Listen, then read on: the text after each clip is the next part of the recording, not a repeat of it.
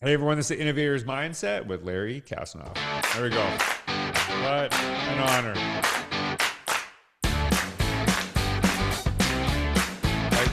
I am a little giddy right now, and I was telling Larry before he reached out to me, he has a new book out. It's called A Touch of Madness, How to Be More Innovative in Work and Life by Being a Little Crazy. And obviously, I'm very interested in innovation, but he's produced several movies. And he actually, here's just some of the list: is Terminator 2, Judgment Day, Platoon, True Lies, which is, I told him before, one of my favorite movies of all time. I can recite every Bill Paxton line from that movie, which I will not do on an education podcast because I probably, lose my job. But Dirty Dancing, so a lot of people would be interested in that. Mortal Kombat, so just really amazing credit. And we were talking a little bit about your book, and I think there's so many crossovers to education, people thinking differently, being creative. But before we get into your background, the work that you do today, and your book, if you can just kind of introduce yourself, tell us who you are, tell us what you do today and how you got there, I think that is the best place to start. Oh, sure. So since I was a little kid, I wanted to be a movie producer.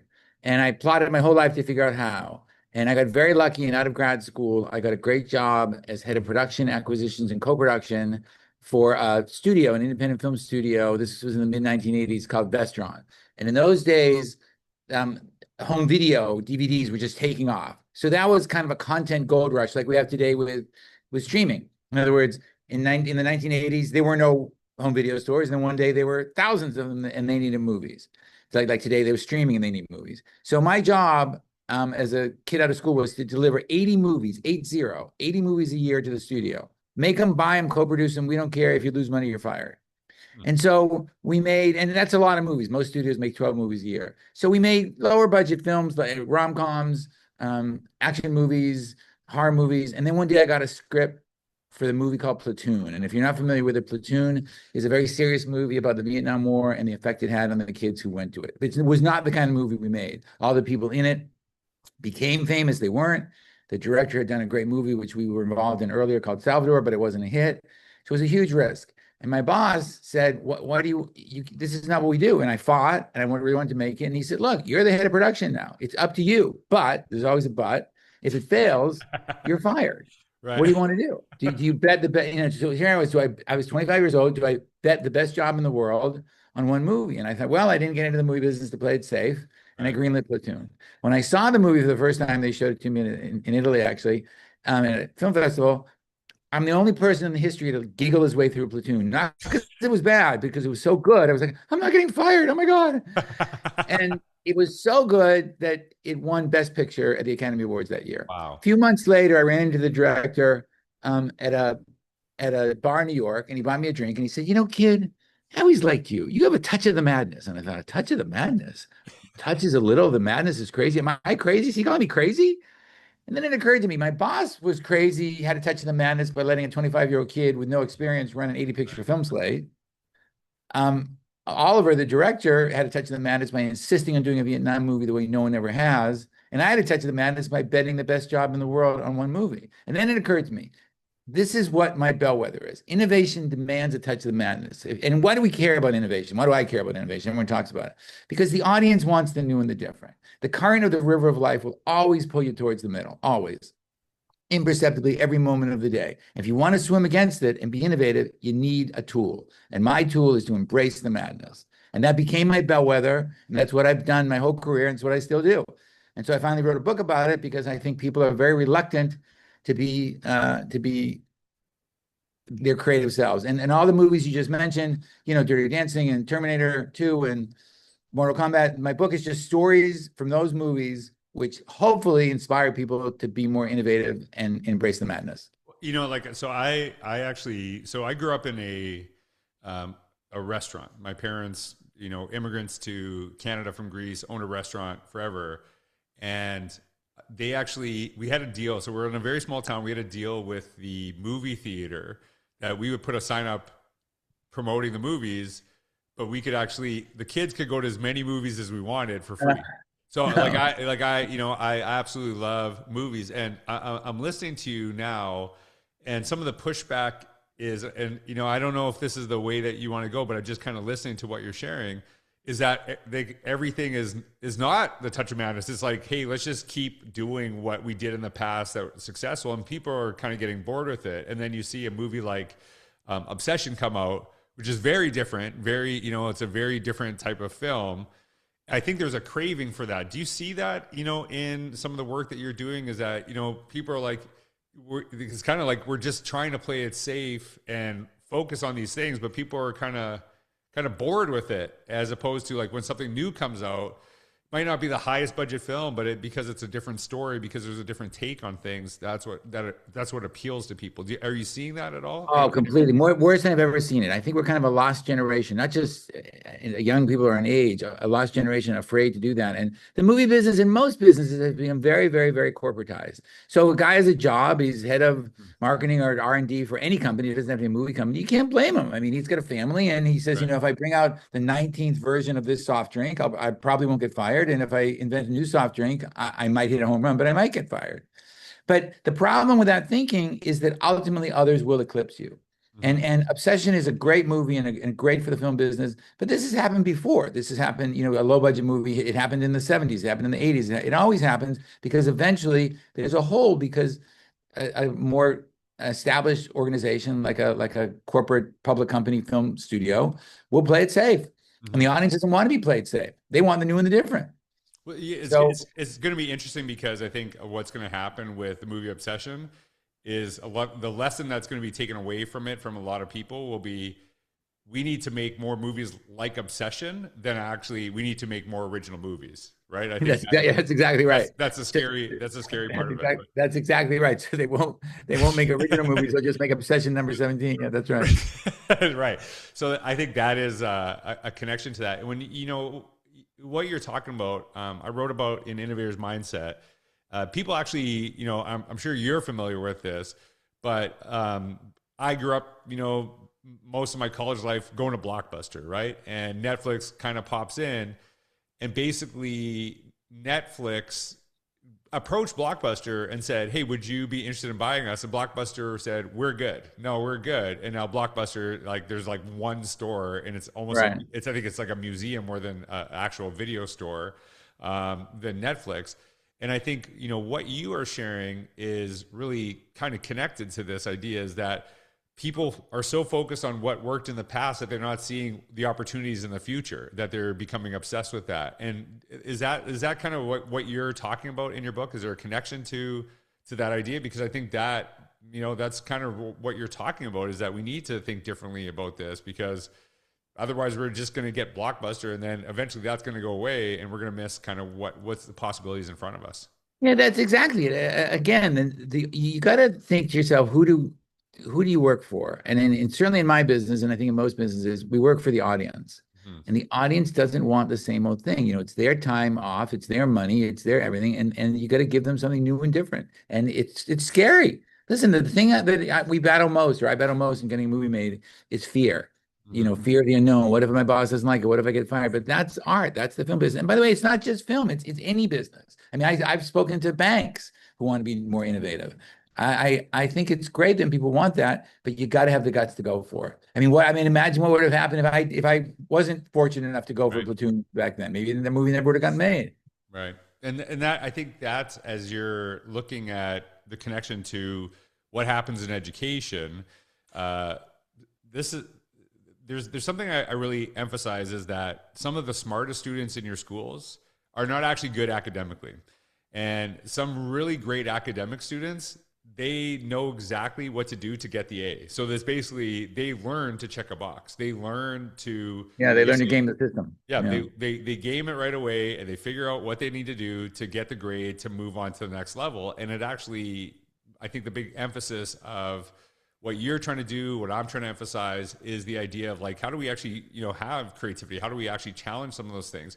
So as you're seeing kind of, younger people come up into the industry, is this something that you're, because there is a pressure on young people to go to college, go do this thing, and it's like, check the box, but then we almost suck the creativity out of them through the process. Are you seeing that on your end as students are coming out, to this, and are you seeing the opposite, and how do we how can we support the work that you're doing?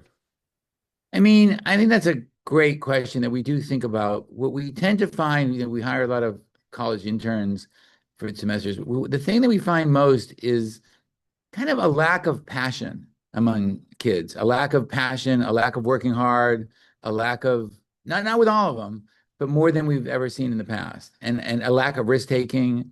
As I was telling you before, we often I'll speak in schools and I'll say to someone, "What do you want to do?" To a sophomore in college, and they'll say, "I want to be a director." I say, "Great. What do you want to direct?" "Horror movies." "What horror movies do you like?" "I don't watch horror movies." We find this all the time. And we don't really know how to battle it, to tell you the truth. I mean, we just, the way I'm doing it is that's why I wrote this book, to try and say to, whether they're a kid or an adult or a grandfather, it doesn't matter, to encourage people to really just be your creative selves. Because I see so many people who say to me, "Oh, I wish I could do this," or "I have an idea for a donut shop, but I don't know, my mother will kill me, my daughter will kill me, my mate, my whatever." That's the one, the idea that you can't get out of your mind. That sounds so crazy. You just can't stop thinking about it, but everyone tells you you're nuts. That's the one. Do it. Mhm. That's the idea. I love that. The horror. Sorry, go ahead. Go ahead, No, sir. no, go ahead. The horror movie analogy, I think, um, is really interesting to me because when I think a lot of people, you have to really know your stuff to become innovative in some approach, because you be comfortable with it. And the analogy I always present is jazz musicians, right? So a jazz musician, the ability to improvise is what separates great jazz musicians from others. But the reason they have the ability to do that is because they know their instrument inside out. They know the basics through that process, and that actually, so it's not like one or the other, but it's actually really kind of understanding your craft. And then there's ability to kind of innovate through that process. In what you're sharing, and I'll just read a little bit of what you have on your book cover here on Amazon. And again, the link is down below. Companies and organizations tend to be comfortable with the tried and true, but customers are attracted to what's new, different, and better. To be innovative, you have to be a little crazy. A touch of madness will help you embrace wildest creative impulses and live your dreams without anyone holding you back. And you have found that like when you have that purpose, you have that innovation, it's not just about your work. There's a connection to actually living a better life. Would you say that's fair in what you're Yeah, talking absolutely. about? I do this. I didn't write about this because it's not, I don't, not really in a position to give personal advice to anybody, but that I live my whole life like that. Yeah. The thing too that's interesting is that since you're in education, kids today know more than they give themselves credit for. We make a series of very successful movies called Mortal Kombat, based on a video game, and we just had our fourth one come out.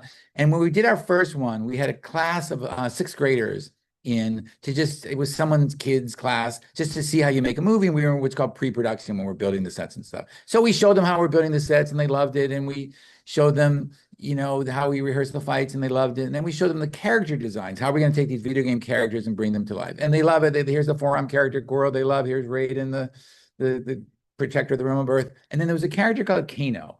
And Kano in the game is in the movies, is kind of a criminal. And he sort of has a metal eye patch. And the movie I made, Terminator 2, Arnold didn't really have a metal eye patch, but it kind of looked like he did because his skin came out. And I was explaining to these kids, well, I just did this movie called Terminator 2, and the character has sort of a metal eye patch, is a little similar. And so we decided to change it because I don't want to make the same thing again. I'd be a little bored doing that. And this one kid raised his hand. He goes, Kano has a metal eye patch. And I said, yeah, but we decided to change it because, and the kid started kind of hyperventilating. He kept repeating, Kano has a metal eye patch. And I kept saying, yeah, but I would be a little bored. And really, the kid, I thought, was going to have a panic attack. And then it hit me that this kid loves this character. Right. And he's telling me something. So I took down the drawing that we were going to have, and I said, you're right, Kano has a metal eye patch. I ripped it up. I threw it out. The kid calmed down immediately.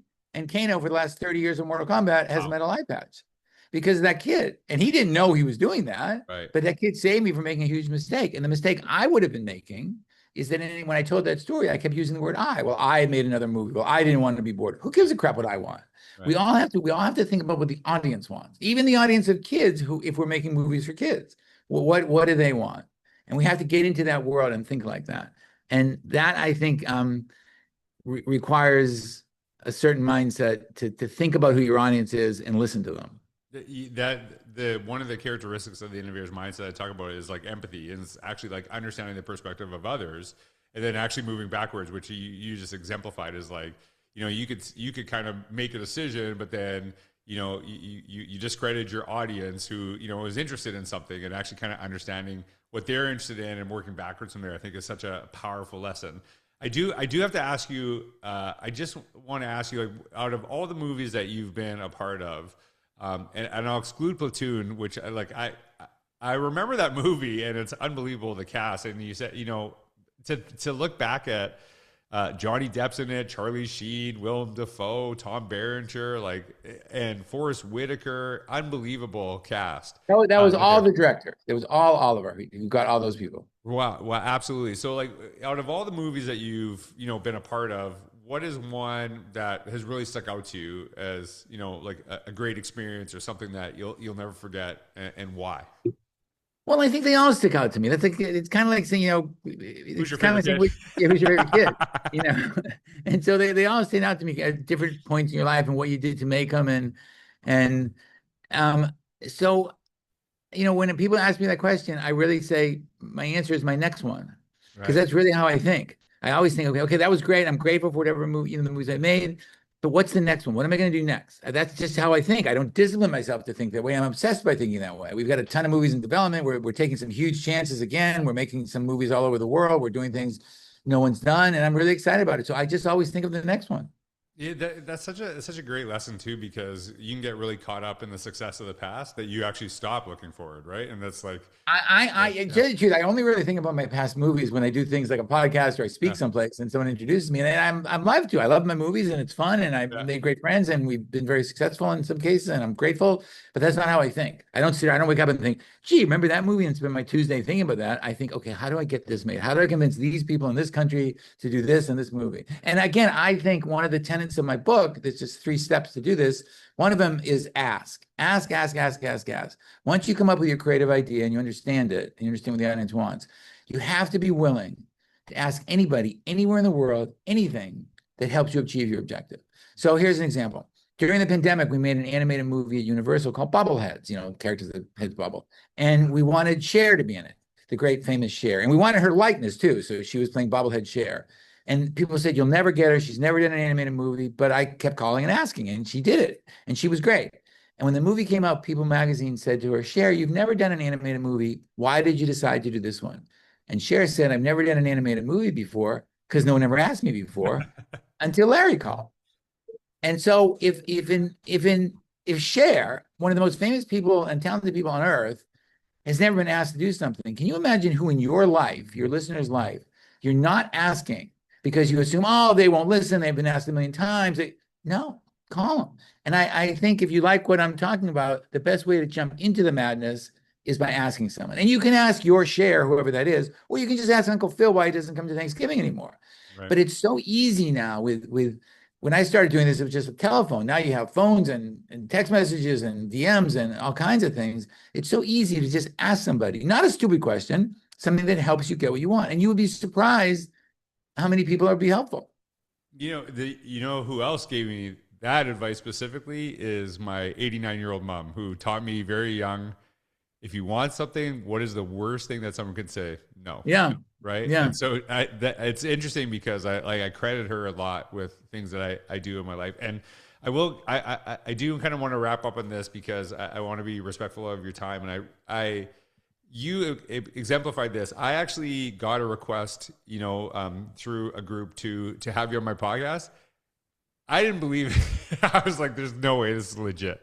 There's no way this is real. So I did what you did. I'm like, is this real? And then I really appreciate you actually reached out back to me, because I was like, oh, this is really kind of cool. I thought it was a spam email. I was going to send you my social We get security that number. it's funny you say that. We get that a lot. Yeah. I couldn't understand, but Yeah. So I feel really privileged to have you on. So I'm a little